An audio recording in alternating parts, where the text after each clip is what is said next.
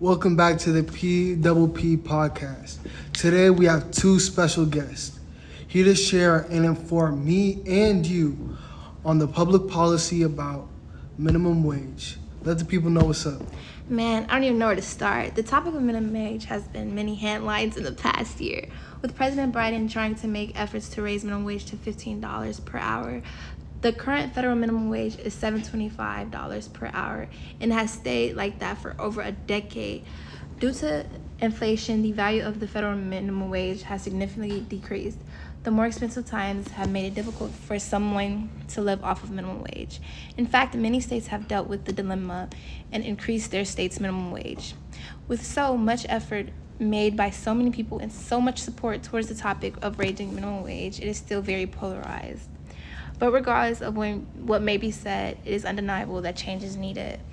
I, on the other hand, disagree with that. I think a raise in minimum wage would be a raise in minimum wage too large could cause more harm than good. Its net effects could cause loss of jobs, reduced hours, and overall increases in prices. Okay, now we know where y'all stand on this issue. Let's talk about the constitutional provisions that justify and change in policy. Person one, what do you think? The 14th Amendment prohibits the state from depriving any person of life, liberty, or property without due processes of law. Although the amendment isn't directly related to federal minimum wage, people within the states with higher cost of living working on federal minimum wage can possibly be deprived of such liberties granted to them through the Constitution. Though two major correlations between minimum wage and the 14th Amendment are the concepts of economic rights and equal protection. Though economic rights within the 14th Amendment protects the rights of private contracts, the existence of the federal minimum wage upholds the people's constitutional rights and prevents labor from being abused. Because of this, I believe it is more than necessary for the federal minimum wage to increase as the cost of living continues to skyrocket. Well, it ultimately comes down to a federalism issue. Based on the 10th Amendment, this issue should be under state jurisdiction, so the necessity of federal minimum wage adjustment must be based on the cost of living of each individual state. For example, a raise to $15 would not be necessary in a state like Texas, where the living wage is less than $15 an hour. However, in areas like Washington, D.C. and California, with living wages of one adult household in 2021 being $20.12 and $18.66 respectively, action may be necessary. Can we get some history about this issue? I think we should better understand the recent government actions on minimum wage if we got some context. Sure, the most recent landmark action on minimum wage policy is the court case West Coast Hotel versus Parrish in 1937. This decision overturned the rulings of Adkins v. Children's Hospital and Lochner v. New York, which had previously established that a federal minimum wage was unconstitutional as it violated the Due Process Clause of the Fifth Amendment. This established the precedent that a minimum wage is constitutional as long as it is rational and procedurally fair. So as you can see, this issue has been debated about for a long time. Since it was established, Congress raised the minimum wage 9 times. People argue that this high inflation, the value of real wages has decreased. For this reason, I do support a raise in minimum wage, just not such a large jump that it causes large-scale economic consequences. Though changes to the minimum wage are inevitable, as you said, the minimum wage has been raised 9 times since the federal minimum wage was established, we should still recognize the facts. The first 25-cent wage increase in 1938 resulted in significant job loss, and in 2010, Joseph Sabia estimated an increase to $9.50 would result in nearly 1.3 million lost jobs. Imagine the impact raising minimum wage to $15 would have. Though 2 recent rulings have been made, the Supreme Court rejected a challenge brought by a business in Seattle against the law raising their minimum wage to $15 per hour. Another current case was the unanimous decision held by the Minnesota Supreme Court in 2016 to raise their minimum wage to $15 per hour. Raising federal minimum wage to $15 per hour is unnecessary. Change upon minimum wages vary, impacting the ideal is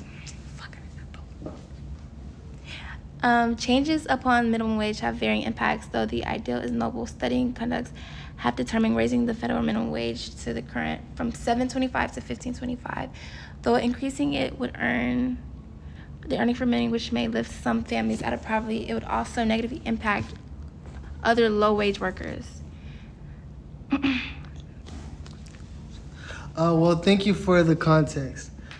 How does this affect today's interest groups and political party platforms? The work of the interest groups around the country has helped propel the demand for an increase in minimum wage. Groups such as the American Enterprise Institute, though backing politicians like Michael R. Straining, who helped increase in a minimum wage around the country to $15 per hour. American Enterprise scholars also provide research and media upon the topic. This interest group has been successfully progressively increasing minimum wage and educating people on the importance of such actions. Congress recently tried to make changes with the Raise the Act of 2021, considering by the 117th Congress. Both pieces of legislation proposed an overall increase in minimum wage across the country. The Raise the Wage Act plans to increase wages over the span of 5 years and become law. The first Raise the Wage Act attempts to increase minimum wage annually over the span of 7 years and only passed the House. Those interest groups are very determined to make change on this issue, but I think we can find some middle ground. Mark Emanchen of Citizens Action, a pro-raise the minimum wage group, says they are somewhat supportive of possible compromises to make the wage palatable to businesses, like exempting small businesses with 25 employees or fewer from the wage hike as affecting too many employees in total. This issue is pretty controversial. Some want to nearly double it to $15. Some want to keep it at $7.25. What do you guys think about political opinion on these issues based off of polling? And what do political parties think about this issue? The Pew Research Center used a sample of Americans from the members of the Pew Center's American Trends panel, an online survey that is recruited via random sampling. According to this poll, 87% of Democrats favor it and 72% of Republicans are against it. Out of 5,109 Americans polled in April 2021, 62% support raising the minimum wage nationwide to $15, while 38% are opposed to it. 54% of Americans support raising the minimum wage, even if it is less than $15. I think the main concern from the Republican Party is that large-scale loss of jobs and businesses can cause more poverty than it would solve. Employers pay their employees as much as they can, especially to find and keep good workers. But because of this, they face razor-thin profit margins. Additionally, if we raise the minimum wage, all wages will rise. If a dishwasher at a restaurant gets $15, then the cook will be unhappy with $15. They would want $20 or $25. This increase in labor costs will cause businesses to employ less workers, cut hours, or close altogether. Fewer people would open a business because they would think it's not worth it and it's too risky. These effects on the economy would cause more harm than good in the eyes of the Republican Party. The Democratic Party is in favor of increasing minimum wage, while the Republican Party is slightly more in favor of keeping minimum wage the same. The Libertarian Party believes that the increase of minimum wage is a temporary fix because that wages increase cause inflation. The Libertarian Party is slightly in favor of the Republican Party, but they also understand the Democrats' view. The general opinion on the Democratic Party of this issue is that minimum wage increase is overdue. The last one was held in 2009 when it jumped from $5.85 to $7.25, and inflation caused real wages to decrease significantly. Well, we're almost out of time.